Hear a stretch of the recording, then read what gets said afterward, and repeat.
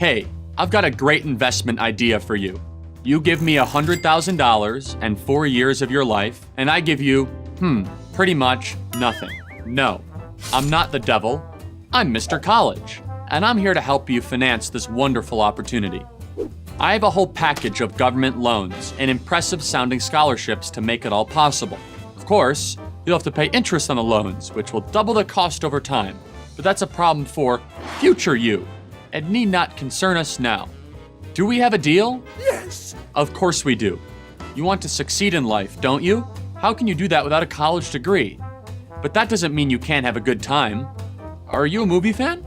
We've got a degree for that. How about criminal justice? Be like one of the cool people on the TV detective shows. And we offer a whole selection of minority and gender studies programs. Learn why you're a victim and deserve to be angry all the time.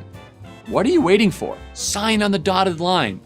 Classes begin in the fall. Don't miss orientation, especially if you're male. You don't want to be parading your toxic masculinity around the campus. Definitely not cool. Sound crazy? I don't know why it should. Millions of college students make that deal every year, usually with their parents' encouragement and financial support. Now, don't get me wrong. I have nothing against going to college. I sincerely believe it can be a worthwhile pursuit under the right circumstances.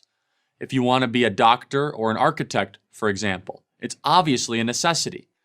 But look through the typical college syllabus, and it's clear that most of the majors, not to mention classes, are a waste of time and money.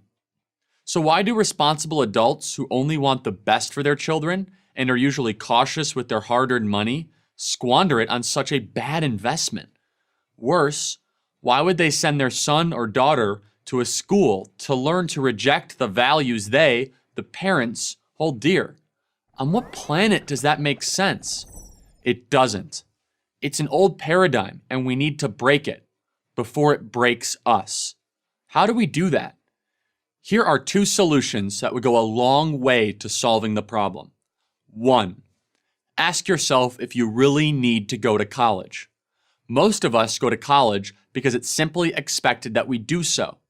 Our parents expect it. Our friends expect it.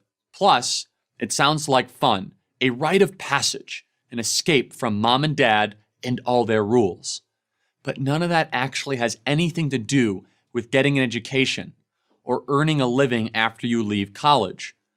Maybe you're not the academic type. What's wrong with that? Nothing. According to a Georgetown University study, there are 30 million jobs paying over $55,000 a year that don't require a college degree. Learn a skill like welding or plumbing or a dozen other trades, and you'll never be looking for a job. The jobs will be looking for you.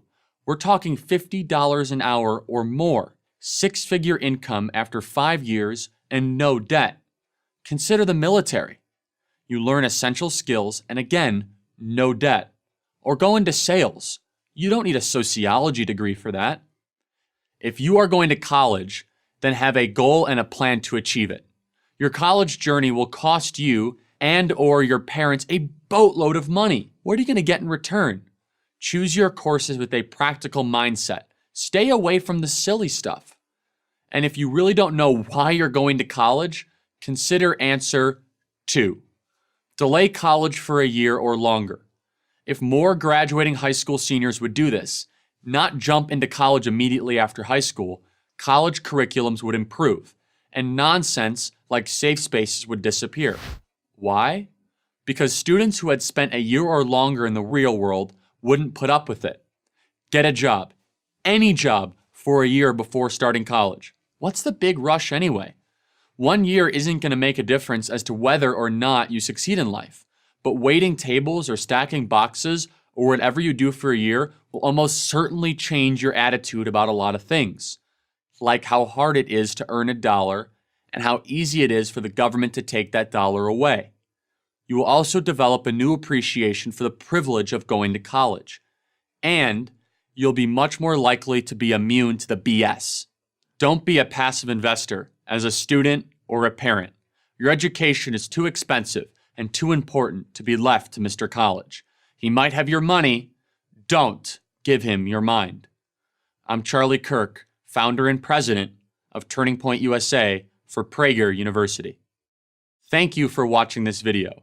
To help keep PragerU videos free, please consider making a tax-deductible donation.